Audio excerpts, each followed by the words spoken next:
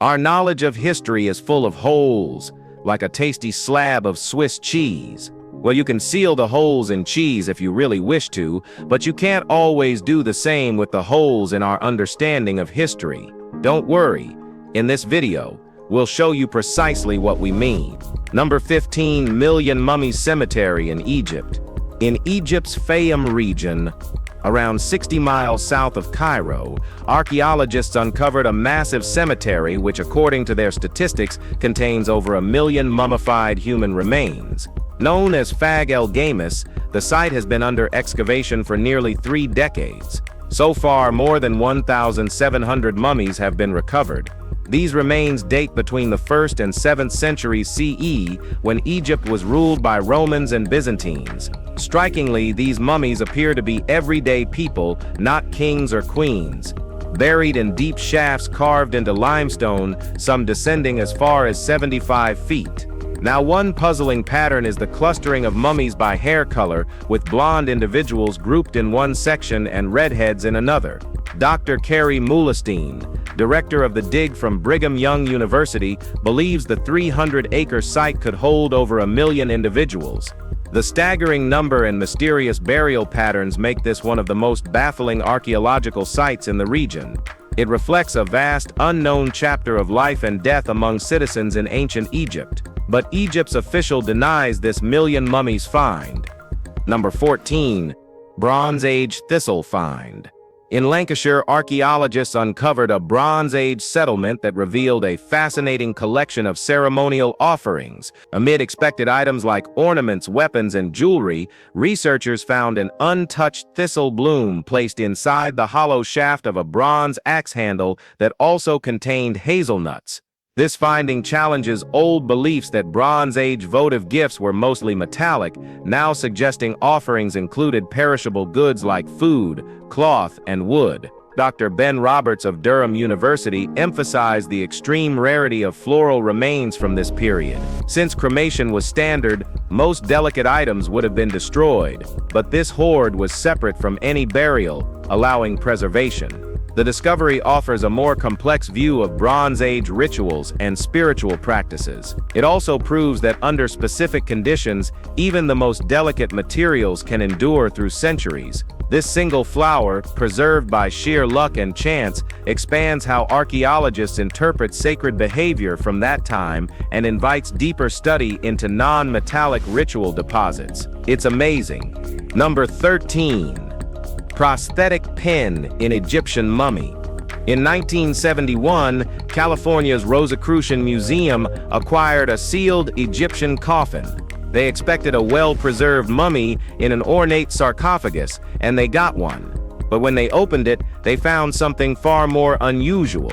A medical enigma. Embedded in the left knee of the deceased, a high-ranking priest named User Montu was a 9-inch orthopedic metal pin. It had been inserted with such anatomical precision that it resembled modern surgical techniques. We've long known ancient Egyptian medicine was advanced, but this find showed a far greater level of surgical skill than previously understood. At first, experts assumed the pin was a modern addition, perhaps installed after death to reattach the leg. But the coffin was completely sealed, ruling out interference. Further analysis confirmed the pin was inserted while User Montu was still alive. This single find forced scholars to dramatically rethink what was possible in ancient surgery. The quality of this procedure still baffles researchers, and they can't even explain it. Number 12. Amenhotep I digitally unwrapped. For the first time in over 3 millennia, the mummy of Pharaoh Amenhotep I has been examined without being physically disturbed thanks to advanced 3D CT scanning. Egyptian scientists employed this cutting-edge technique to digitally unwrap the ancient ruler, allowing a full study of his mummified form. The scan revealed that Amenhotep died around the age of 35 and stood roughly 5.5 feet tall. Beneath his linen wrappings, he was adorned with 30 protective amulets and a golden belt, an insight into the wealth and spiritual care given to royal burials. Interestingly, the scan also showed evidence of restorations performed by 21st dynasty priests after his tomb had been looted. These repairs weren't just for reuse, they reflected a reverent effort to restore the king's dignity. Amenhotep's facial features, including a narrow jaw and curly hair, closely resembled those of his father. This digital unwrapping not only preserves the body but also deepens our understanding of Egypt's royal funerary traditions. Number 11. Tomb of the Priest of Paco Pampa. In Peru's northern highlands, archaeologists have unearthed a 3,000-year-old tomb belonging to a man now referred to as the Priest of Paco Pampa.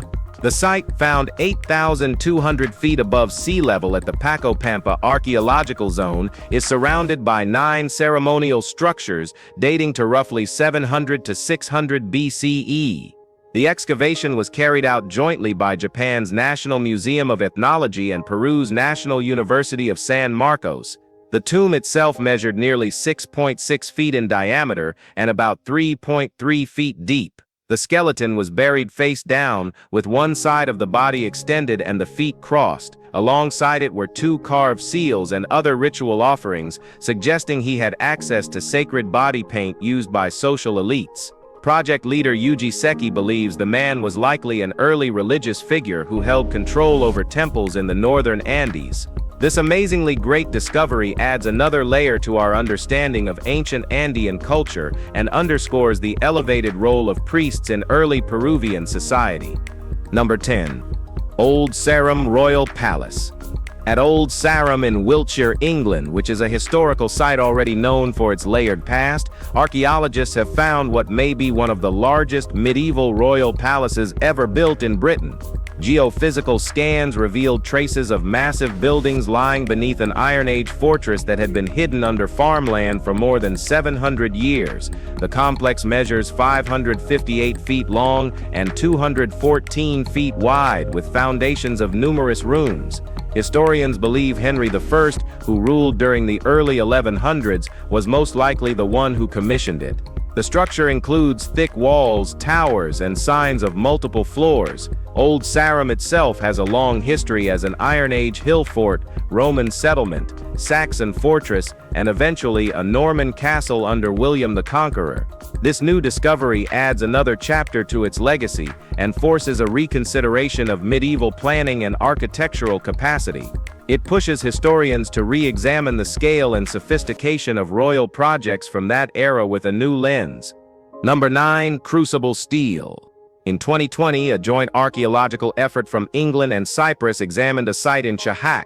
What they uncovered confirmed that chromite had been deliberately added to crucible furnaces during the steelmaking process back in the 11th century, creating the earliest known version of chromium crucible steel. Claims about crucible steel existing in Central and South Asia before Europe's Industrial Revolution have surfaced often, but this was the first physical proof backing them up. The same production method wouldn't be matched until the invention of chromium-based stainless steel in the 1900s. Historical manuscripts frequently identified Chahak as a hub of steel production, and this discovery explains why its output was so coveted. Unfortunately, as time passed, the process seemed to degrade. By the 1200s, Chahak was still producing ornate steel goods, but its swords had become fragile, prone to snapping in combat. What caused this drop in quality remains uncertain, but something vital was clearly lost along the way. Number 8. Roman water system found at Stabiae. Providing a steady supply of clean water takes technology, and in Roman times that meant innovation on full display. At the ancient site of Stabia near Pompeii, a Roman water system was recently found during a planned excavation. Like Pompeii, Stabia was destroyed in 79 CE by Mount Vesuvius. Before the eruption, it was known for lavish coastal villas frequented by Rome's elite. Among the finds was a decorated lead tank called an impluvium, which connected to 2 pipes that channeled water throughout the villa complex. This atrium system was built to direct water exactly where needed while avoiding waste. Some sections even had stop valves, much like modern plumbing, to regulate flow. These details highlight just how advanced Roman engineering had become by the 1st century. Before its destruction, Stabia had built infrastructure that wouldn't feel out of place in today's world. This newly unearthed system provides a direct glimpse into daily luxury and urban planning in the homes of Rome's upper class. Number 7. Alfred Jewel. The Alfred Jewel is among the most refined and mysterious treasures from Anglo-Saxon England, its burial in an anonymous field still unexplained. Crafted in the 9th century, the jewel was personally commissioned by King Alfred the Great and likely served as a reading pointer. It's believed he had multiple simpler versions made and gifted them to trusted allies. The pointer would have connected to the socket within the dragon-shaped base, though that part was more functional than valuable. The jewel itself contains a clear quartz crystal framed in gold, showcasing a figure whose identity scholars still debate. It might represent Christ or perhaps Saint Cuthbert, a revered English saint before Saint George became more prominent. The jewel was rediscovered in the late 1600s near Athelney Abbey in Somerset, where Alfred had once rallied against Danish invaders. It's possible the piece was lost during a conflict, resting buried for 7 centuries. Today it's a captivating relic of a king's legacy and the refined artistry of a fading era. Number 6. Prehistoric sandals in Spain. Inside Cueva de los Murciélagos, or the Cave of Bats, located along Spain's Granada coastline, archaeologists found more than 20 pairs of prehistoric sandals, estimated to be between 9,500 and 6,200 years old. Found alongside wooden tools and preserved woven baskets, these sandals offer a rare look into the lives of both Mesolithic hunter-gatherers and early Neolithic farming communities. First rediscovered in the 1830s, the cave has fascinated researchers for generations. Some sandals show wear, while others appear unused, suggesting they may have been involved in burial rituals or ceremonial practices. Alternatively, they might represent unsold inventory from ancient trade or personal workshops. The craftsmanship reflects sophisticated textile and weaving techniques not often associated with such early periods. This find challenges outdated assumptions that prehistoric people went barefoot and lacked complex clothing traditions. It also shows the symbolic and practical role of footwear in ancient societies, whether as everyday protection, cultural status markers, or offerings to accompany the dead into the afterlife. Number 5. Well, of San Patrizio.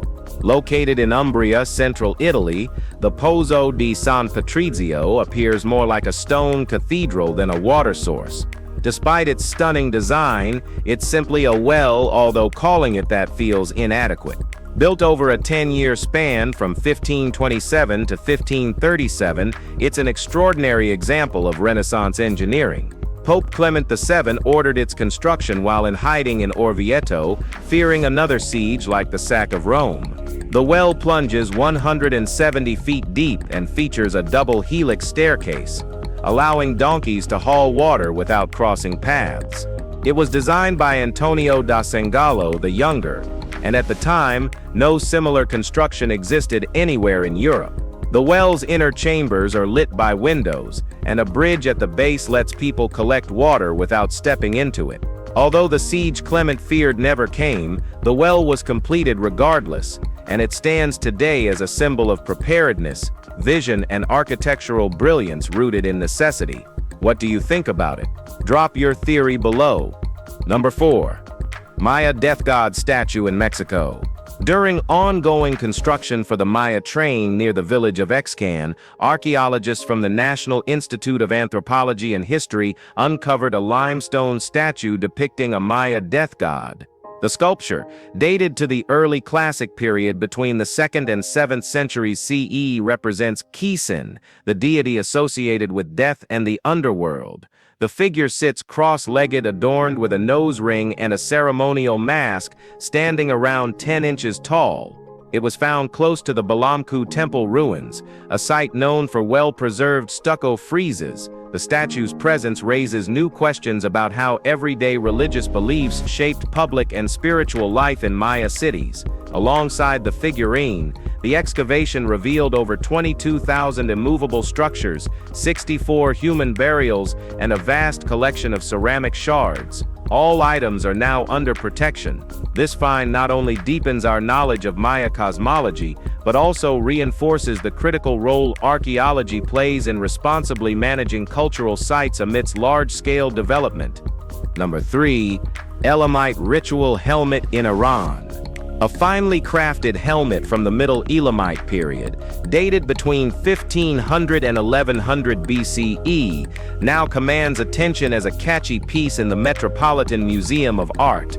It was found in Iran, and this ornate headgear blends divine symbolism with expert metalwork. The helmet features a winged bird and a central water deity, possibly Inshushinak or Napira Shah, flanked by 2 female figures, all rendered in bitumen and covered with gold and silver foil. With dimensions of 6.5 by 8.5 by 9 inches, the artifact would have belonged to someone of high military or religious rank, perhaps worn during ceremonial events.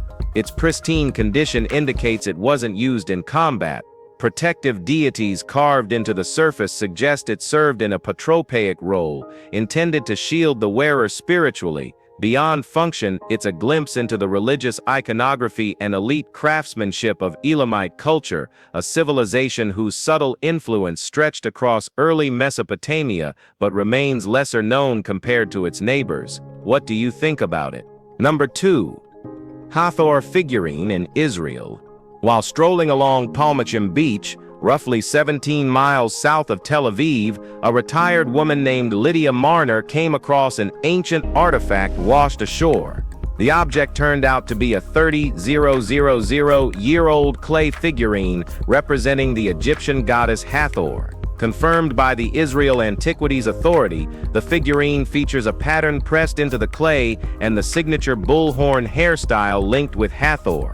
As a symbol of beauty, fertility, and feminine energy, Hathor was central to Egyptian belief. What makes this find unusual is its presence in present-day Israel, suggesting cultural ties between ancient Egypt and the Canaanites. These figurines weren't exclusive to temples, they were also kept in homes as symbols of luck or protection. That makes its placement near the sea puzzling, perhaps a discarded votive offering. Its presence along the Mediterranean shore reveals another layer in the long, entangled story of Egyptian influence in the region, preserved now in the hands of a passerby rather than beneath a museum spotlight. Number 1. Philosopher Stone. We've already talked about one of the most persistent technological mysteries in our previous video, the pyramids. Now here's another. Did the Philosopher's Stone ever truly exist? And was it even theoretically possible? For those unfamiliar with the term outside of fiction, the Philosopher's Stone was believed to turn base metals into gold. It wasn't necessarily a literal stone, any method would suffice. In myth, it was often described as a crimson gem made from dragon's blood. Generations of alchemists took the idea seriously, and their attempts to find it advanced fields like chemistry and medicine. Surprisingly, the concept isn't pure fantasy. Through a method called nuclear transmutation, scientists today can alter an element's atomic structure by adding or removing protons, turning uranium into barium or carbon into nitrogen, hydrogen into helium into lithium. Converting lead into gold is absolutely possible in theory, but doing so in a lab would be so costly it's cheaper and far more practical to dig gold out of the earth the old-fashioned way. If you've enjoyed watching this video, please like, share, and subscribe. Thanks for hanging with us, and we'll see you soon in the next one.